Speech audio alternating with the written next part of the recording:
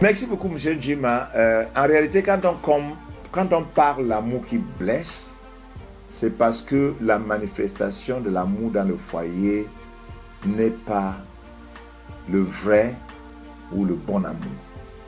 Donc il y a des manifestations indésirables, des manifestations anormales, des manifestations inacceptables de l'amour dans les foyers. Je vais vous donner quelques-uns. Premièrement, nous avons parlé de l'homosexualité.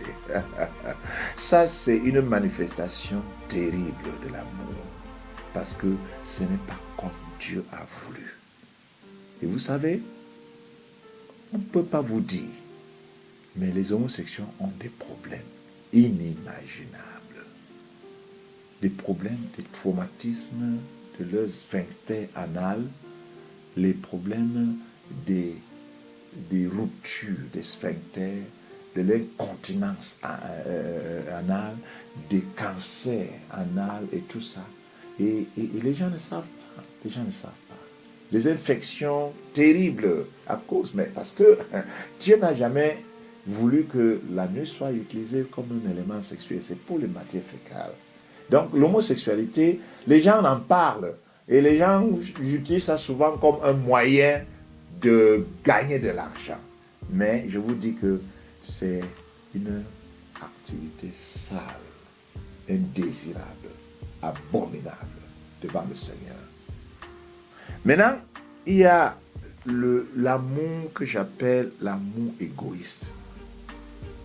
L'amour égoïste, ça veut dire que beaucoup de personnes qui se marient attendent que le mari les satisfait, sans penser qu'ils sont là aussi pour satisfaire le conjoint. Donc j'appelle ça l'amour égocentrique. Tout ce que je veux, c'est moi. C'est moi qui est au centre de l'amour. C'est moi qui dois être plaire. C'est moi qui dois recevoir. Mais je ne pense pas que je dois donner. Je ne pense pas que je dois aussi plaire à mon conjoint. Je ne pense pas que je dois aussi satisfaire les émotions de mon conjoint. Donc, ça, c'est une fausse manifestation d'amour que j'appelle l'amour égocentrique. Troisièmement, il y a ce qu'on appelle l'amour inceste. J'appelle ça l'amour pédophilique.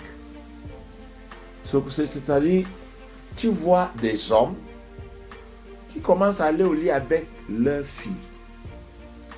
Ou bien tu vois les mères qui désirent leurs enfants. Évidemment, vous savez, on a eu déjà dans l'histoire des femmes en Afrique qui ont épousé leur fils et des hommes en Afrique qui ont épousé leurs filles. Quelle aberration, quelle abomination. C'est terrible. Mais ça ne commence pas en nos jours. Ça s'est arrivé dans la Bible. Nous avons le cas de Judas. Judas, qui a perdu sa femme et qui a laissé partir sa belle-fille Tamar. Et un jour, il est en train d'aller voir son champ de bétail. Et il a des instincts sexuels et sa fille, il a eu des rapports sexuels avec sa fille Tamar. Et donc, ça produit des jumeaux.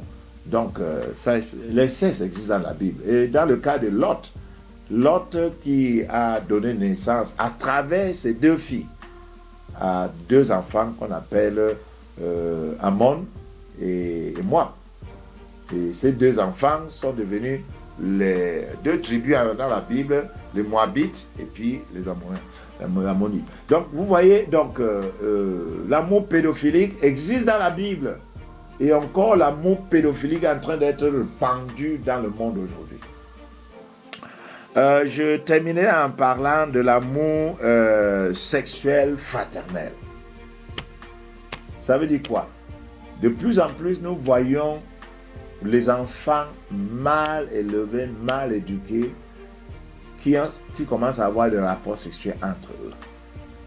Donc, tu ne prends pas soin de tes enfants, tu ne les éduques pas selon la parole de Dieu, et quand tu sors, ils voient ce qui se passe à la télé, et ils commencent à avoir des rapports sexuels. Nous avons eu un cas d'une famille qui a perdu leurs deux enfants parce que le garçon de 16 ans a commencé à aller au lit avec la fille de 14 ans.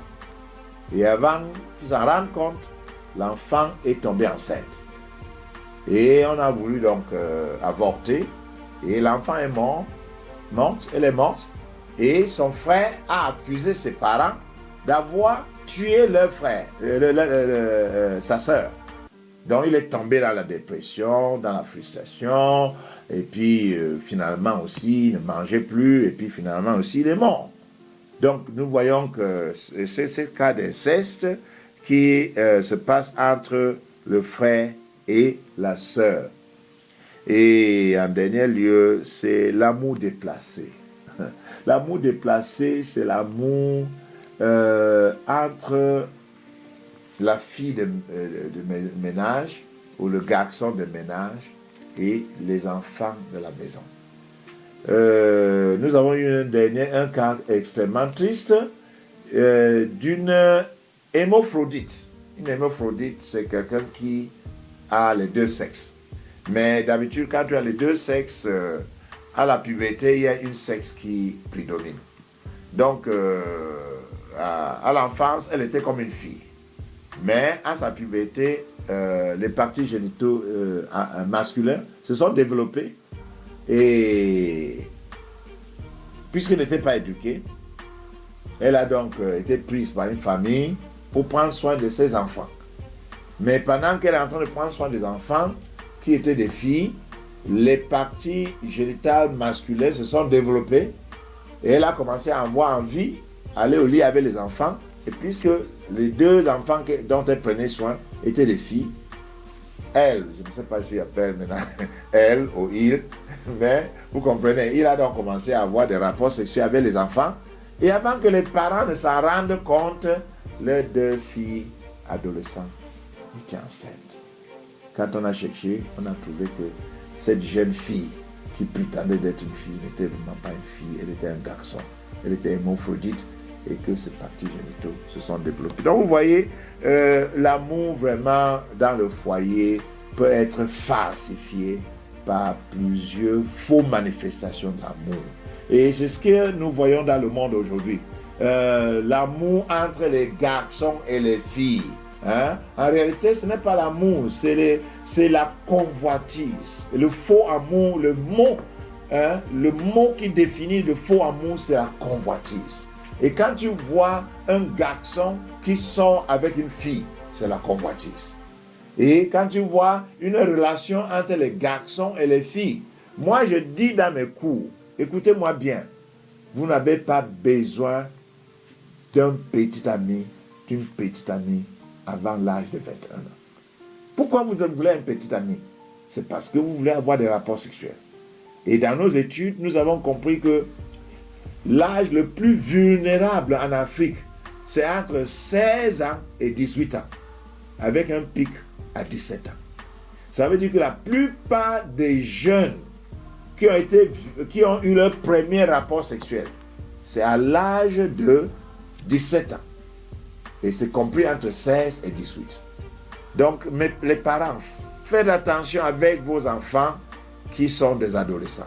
Parce que le faux amour peut les entraîner à avoir des rapports sexuels. Et ça va détruire leur avenir.